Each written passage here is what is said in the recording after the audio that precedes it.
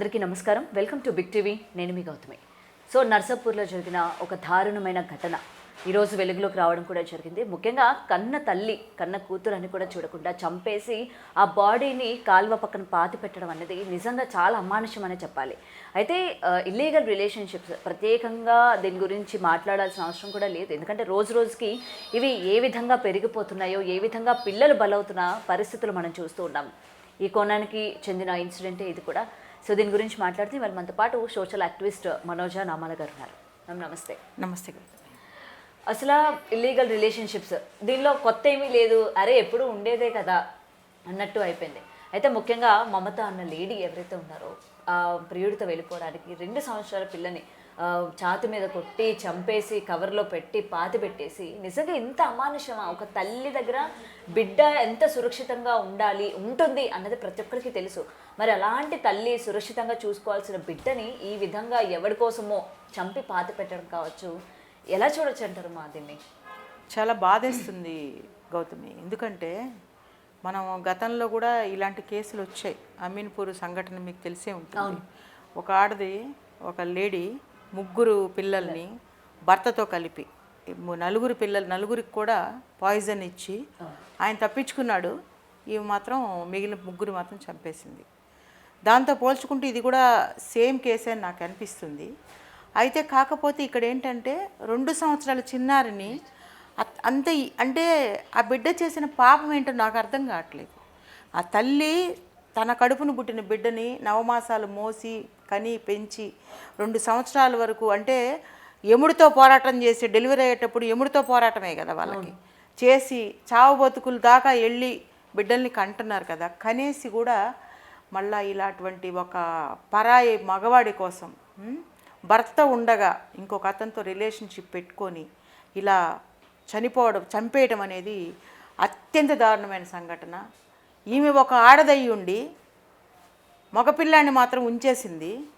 ఒక చిన్న పాపని, 2 సంవత్సరాల పాపని, పూర్తిగా 2 సంవత్సరాలు కంప్లీట్గానే ఒక పాపని అత్యంత దారుణంగా చంపేసింది.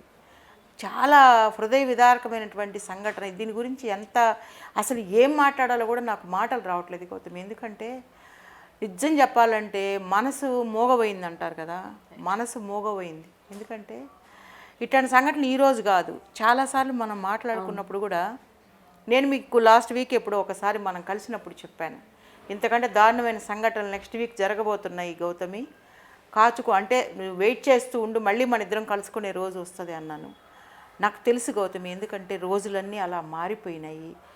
భయంకరమైనటువంటి దుర్దినాలు రాబోతున్నాయి. నేను చెప్తున్నాను, ఏదో జ్యోతిష్యం కాదు ఇది. మనుషుల్లో అలాంటి స్వార్థము, జలసా, ఆడవాళ్ళకి ఏంటంటే జలసాలు, కట్టుకున్న భర్తలో ఉండే లోపాలను భరించలేక, వాడిని యాక్సెప్ట్ చేయలేక, కొత్త మోజులో ఏదో ఆవేశంలో బిడ్డల్ని దాన్ని కనేసి పక్కన పడేసి భర్త ఆఫీసులకు వెళ్ళిపోయిన తర్వాత, అందరూ కాదు, ఇలాంటి దుర్మార్గులు కొంతమంది చక్కగా భర్తతో సంసారం చేసుకుని ఆయన కోసమే బతికే ఆడవాళ్ళు, ఆయనే నా లోకం అనుకునేటువంటి ఆడవాళ్ళు, ఆయనని గౌరవించే ఆడవాళ్ళు చాలామంది ఉన్నారు. కాలాంటి ఇలాంటి దుర్మార్గులు అమీన్పూర్లో ఒక సంఘటన అనుకున్నాం, అదొకటి.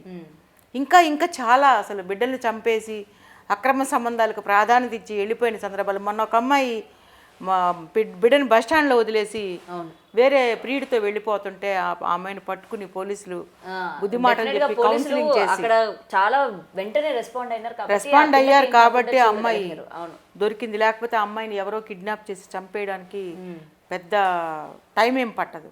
సో ఇట్లాంటి ఘోరమైనటువంటి సంఘటనలు చూస్తుంటే మనసు కదిలిపోతుంది. ఆడవాళ్ళు ఎందుకు ఇలా తయారవుతున్నారు, అవమానంగా భావిస్తున్నాను. ఆడపిల్లలు ఇలా సున్నితమైన మనసు ఉంటుంది వీళ్ళకి, సున్నితంగా ఆలోచించే వాళ్ళు ఇలా ఇంత కఠినమైనటువంటి నిర్ణయాలు తీసుకుని తమ మనసు రాక్షసత్వంగా మార్చుకుని తల్లి అనే పదానికి అవమానం తీసుకొచ్చినటువంటి ఈ ఆడపిల్లల్ని చూస్తుంటే వీళ్ళకి ఎలాంటి శిక్షలు వేయాలా, వీళ్ళ మైండ్ పరిస్థితి ఏంటి, ఏమైనా కరోనా టైంలో ఏమైనా జరిగిందా, వీళ్ళ బ్రెయిన్లో ఏమైనా తేడాలు వచ్చేసినాయా అనేటువంటి మాట నేను చాలాసార్లు మాట్లాడితే చాలామంది కొంచెం వ్యంగ్యమైనటువంటి కామెంట్స్. అండ్ ఇంకొకటి మేడం, చాలాసార్లు ఆమె వాళ్ళ అత్తగారింట్లో ఉన్నప్పుడు కూడా, భర్త అందరితో ఉన్నప్పుడు కూడా ప్రియుడిగా వెళ్ళిపోతే మళ్ళీ తిరిగి తీసుకొచ్చిన పరిస్థితులు కూడా ఉన్నాయంట. మరి ఆ అమ్మాయి అలా చేస్తోంది అన్నప్పుడు అప్పుడే స్టార్టింగ్లోని అటు తల్లిదండ్రులు కానీ అత్తమామ కానీ ఇటు భర్త కానీ వదిలించుకునే ప్రయత్నం ఎందుకు చేయరు? ఒక అవకాశం ఇస్తున్నారు అదే కదా. నేను ప్రతిసారి కూడా నేను మీరు కావాలంటే నా వీడియోలు చూడండి, నేను ఏం చెప్తానంటే స్టార్టింగ్లో ఒక వాసన, ఒక ఇంట్లో ఒక దుర్వాసన వచ్చిందమ్మా, మనం వెంటనే పోయి ఆ మూల క్లీన్ చేసే వరకు మన నిద్రపోం.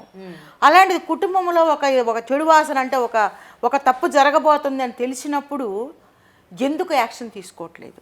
తల్లిదండ్రులకి పెళ్లి చేయగలిగే కెపాసిటీ ఉండి, పిల్లకి ఎలాంటి పిల్లని చూడాలో తెలుసు, ఎలా పెళ్లి చేయాలో తెలుసు, తాళి కట్టించడం తెలుసు, కట్న కానుకలు ఇవ్వడం తెలుసు, వాడిని నెత్తిన పెట్టుకుని ఊరేగడం తెలుసు. ఇన్ని తెలిసిన వాళ్ళు ఆ ఇంట్లో ఒక చెడు వాసన అంటే ఒక చెడు జరగబోతుంది అనేటువంటి ఒక సిగ్నల్ డైరెక్ట్గా తెలిసినప్పుడు, ఎందుకంటే ఆ అమ్మాయి వెళ్ళిపోతే పట్టుకొచ్చామనేటువంటి విషయం బయటకు వచ్చింది.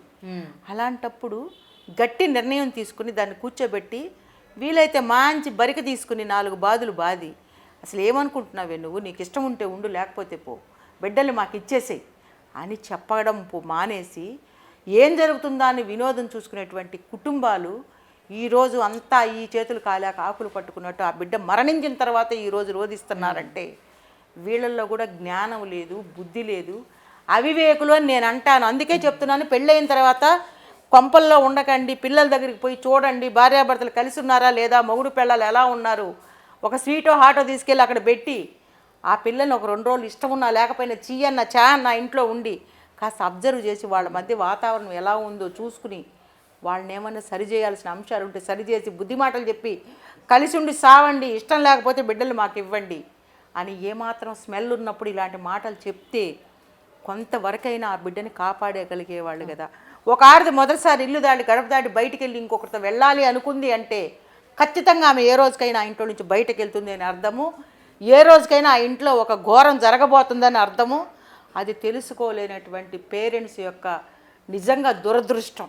కానీ అక్కడ వాళ్ళు ఏంటంటే ఉత్తమంగా భావిస్తూ ఉంటారు కదా, తప్పు చేసినా మేము క్షమించాము, ఒక అవకాశం ఇచ్చి చూసాము అని చెప్పి వాళ్ళు పెద్ద మనసు చేసుకొని భార్య ఈ విధంగా చేసినా కూడా బయటికి వెళ్తే పరువు పోతుందేమో, మరో అవకాశం ఇచ్చి చూద్దాము, తెలిసి తెలియక తప్పు చేసిందిలే అనుకొని మళ్ళీ ఇంటికి తీసుకురావడమే ఇవాళ ఇంత ఒక్కసారి ఒక ఆడపిల్ల పెళ్ళైన తర్వాత భర్తతో సంసారం చేసి మళ్ళీ ఇంకొక అతనితో నేను వెళ్ళాలనేటువంటి మనసులో ఆలోచన వచ్చింది అంటేనే అది ఇంకా దుర్మార్గమే. అది ఉండదు ఇంక ఏ రోజుకైనా అది అనాల్సి వస్తుంది. I'm very sorry.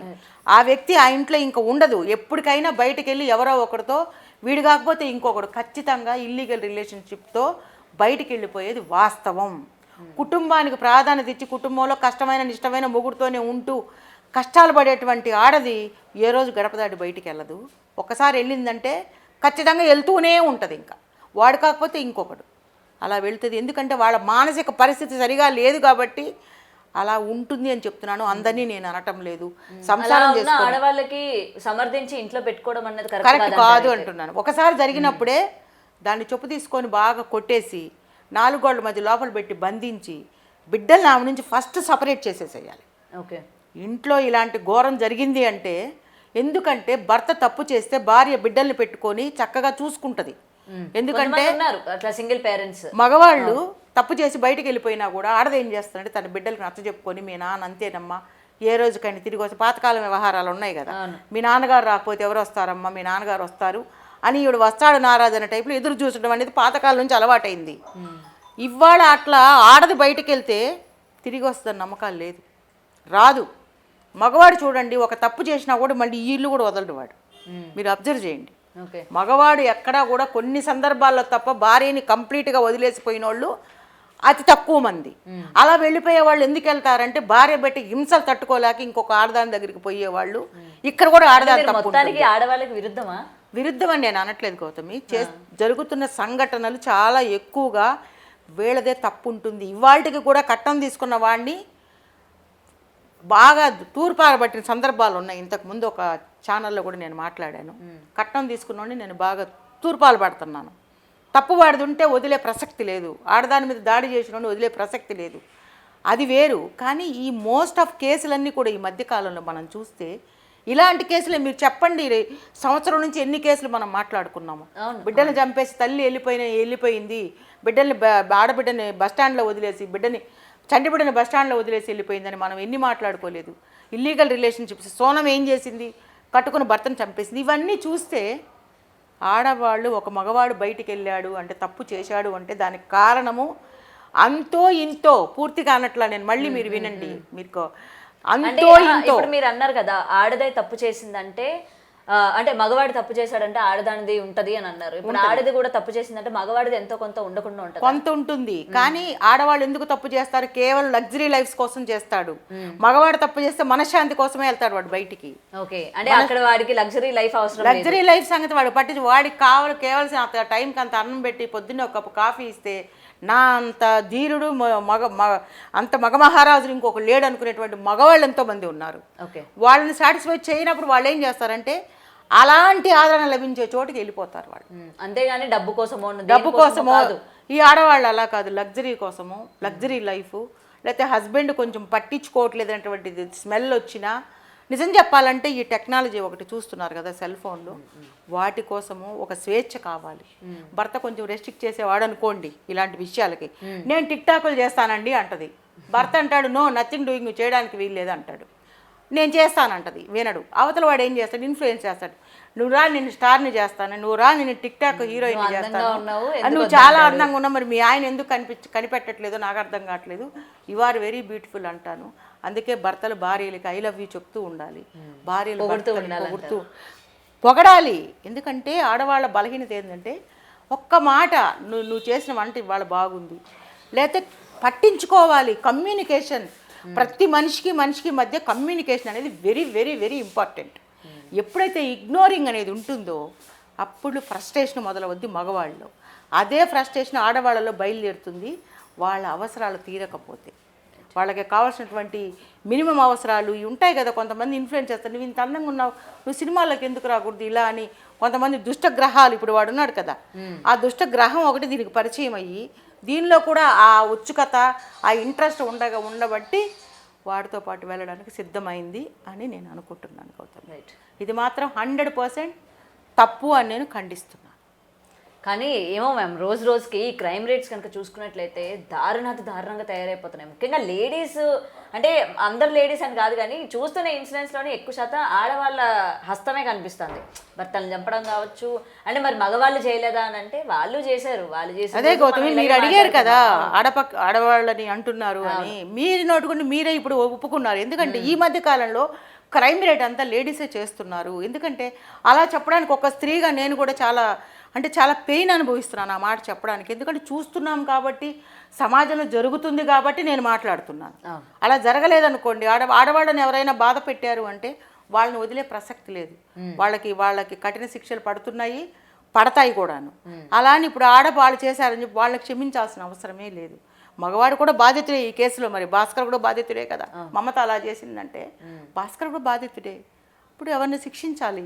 ఆమెని శిక్షించాలి, ఆమెను ఇన్ఫ్లుయెన్స్ చేసినటువంటి వాడిని శిక్షించాలి. ఎవరైతే ఆమె పారిపోవడానికి కారకుడు అయ్యాడో, ఆమెను ఇన్ఫ్లుయెన్స్ చేసిన వాడికి కూడా బుద్ధి జ్ఞానం ఉండాలి. ఒక పెళ్ళైన ఆడపిల్ల జోలికి నేను పోకూడదు, నేను నా ద్వారానే తప్పు జరిగిందని వాడు కూడా ఇన్ఫ్లుయెన్స్ చేసి ఆ చిన్న పాప మరణానికి కూడా వాడు కూడా కారకుడే అవుతాడు. కాబట్టి వాళ్ళిద్దరికి తగిన శిక్ష విధించాలని నేను రిక్వెస్ట్ చేస్తున్నాను అన్నమాట. Right, thank you. For more videos like this, subscribe Big TV channel.